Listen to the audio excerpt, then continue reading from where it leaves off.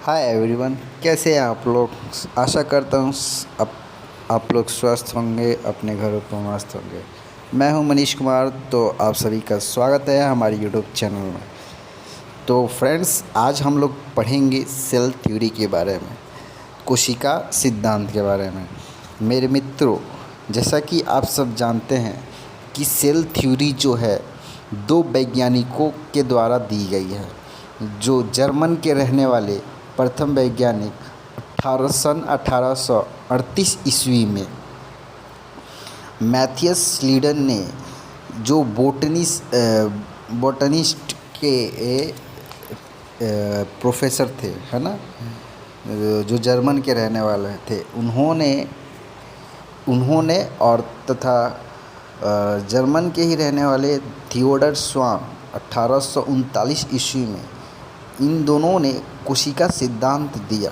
ठीक है, इन दोनों ये जो थियोडर स्वान जो थे, ये जो थे अपने एनिमल मतलब जूलॉजिस्ट के प्रोफेसर थे।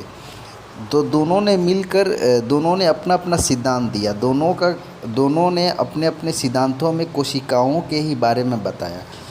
फ़र्क बस इतना रहा कि स्लीडन साहब ने बोटनिस्ट पादप कोशिका के बारे में बताया। ठीक है, मतलब जितने भी पेड़ पौधे जो होते हैं वो कोशिका से मिलकर बने होते हैं।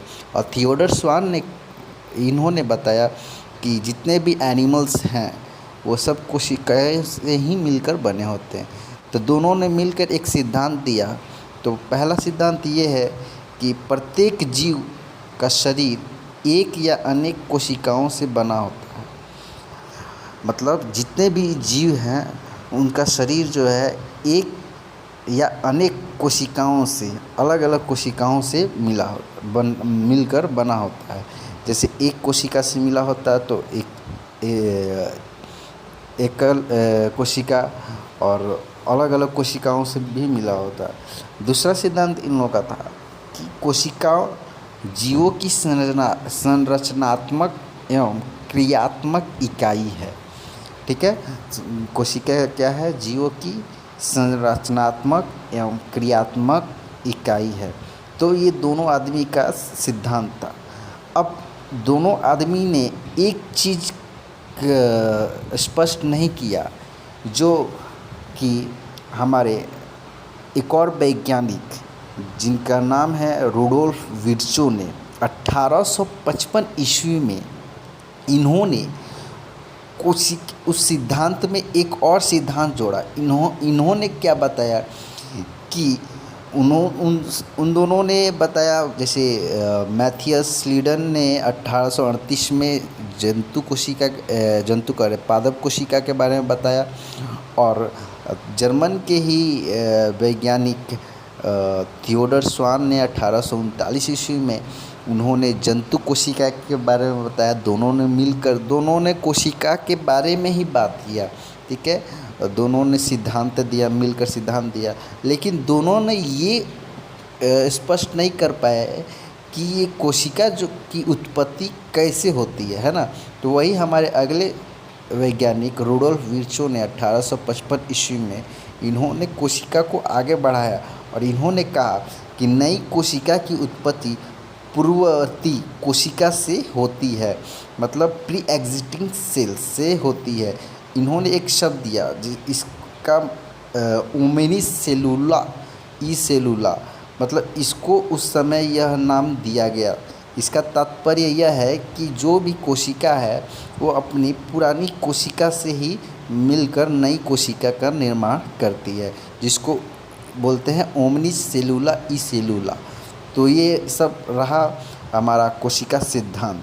ठीक है, तो एक बार और मैं फिर से दोहरा दूं कि जर्मन के वैज्ञानिक 1838 ईस्वी में मैथियस स्लीडन साहब ने, जो बोटनिस्ट के वैज्ञानिक थे, प्रोफेसर थे, इन्होंने पादप कोशिकाओं के बारे में बताया। इन्होंने कहा कि जितने भी पादप हैं, जितने भी पेड़ पौधे हैं, ये सब क्या है कि सब कोशिकाओं से ही मिलकर बना हो।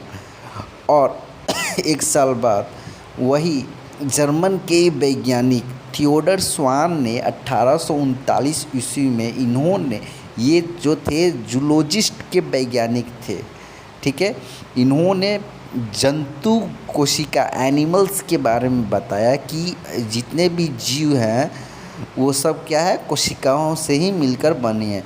दोनों का कहना एक ही है, लेकिन उन्होंने पादप कोशिका के बारे में बताया, इन्होंने जंतु कोशिका के बारे में।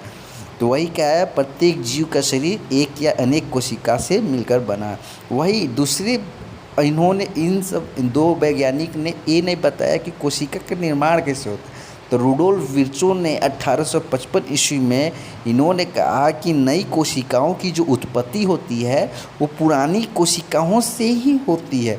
जो एक मान लो कि ये कोशिका है और इसी कोशिका से नए कोशिका की उत्पत्ति होती है, जिसे हम बोलते हैं ओमनिस सेलुला ई सेलुला। तो फ्रेंड्स, मैं आशा करता हूँ कि आप सभी को वीडियो पसंद आया होगा। अगर आप लोगों को भी इस वीडियो पसंद आया हो तो वीडियो को लाइक करें, सब्सक्राइब करें और शेयर करें और बेल आइकन को दबाना ना भूलें। जय हिंद, जय भारत।